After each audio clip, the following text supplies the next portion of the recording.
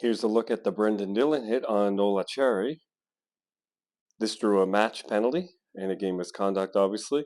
And he also has an over-the-phone hearing with the NHL's Department of Player Safety, which means 5 games or less. And I don't disagree with that because while there was significant head contact, I mean, it was almost all head contact, it's not malicious with intent to injure.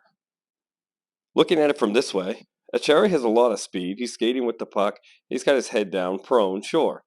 Dillon is coming over to cut him off, and he's put himself in a lane where Acciari's going to skate right into him. Now he's kind of caught. He got there a little too early, and now he's just trying to brace for impact is basically what he's doing. He just makes a really bad choice when he does it. We always talk about the position the player carrying the puck puts themselves in, and look, he does lean forward and put himself in a really bad spot. But what about the position Brenden Dillon puts himself in? He kind of just glides over. He wants to try and cut off the space, but now he's kind of caught there. He's got nowhere to go. He's just standing still, waiting for impact. He does his best to try and make it as soft as possible for himself, mostly, because now he's just caught in no man's land.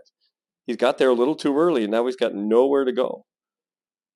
The onus is on the player to put themselves in a position where they're in control of the contact, and he's no longer really in control of that contact. He's just waiting for impact. So here it's all about angle of approach. He's coming too straight on. He does try and turn to soften, but when he does that, it changes the angle. He gets there too early. He's about to miss, and he's brushing across the path of travel of Acciari. We see this all the time. So even though Acciari's head is bent way over, his shoulder's still there. His core is still there.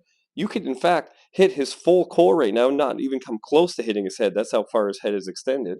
And yeah, you use that to hold it against Acciari, but it's not like this was full body contact. It's not like there was an attempt to hit through the core and he just caught the head in the process. This is an angle of approach across the body where he entirely misses the body and only gets the head. And it's entirely Dillon's fault. It has nothing to do with the position Acciari's in. Dillon could hit Acciari in the head full blown right here and catch his core and go through to the core. And we'd say, yeah, absolutely. Acciari put himself in a vulnerable position. Head contact is unavoidable if that was his path of travel. But Dillon's path of travel takes him across Acciari's path of travel and through the head. Therefore, he only gets the head. The head is picked as a result of poor path of travel, poor angle of approach, and there is absolutely zero body contact, core contact, shoulder contact, anything. It is all head contact. And that's a direct result of Dillon's actions.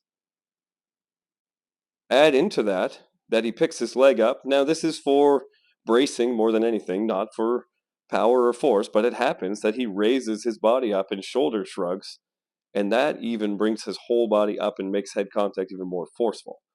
So that was another bad choice. Even though I guess that it was a defensive maneuver, it still created more head contact and more forceful head contact than there otherwise needed to be. Just because Acciari was in a vulnerable position doesn't mean Dillon can do whatever he wants. Doesn't mean he doesn't have to do better. This is a non-hockey play that isn't malicious, putting it in my 3 to 5 game suspension category. Tough Call would suspend Brenden Dillon of the Winnipeg Jets 4 games for an illegal check to the head.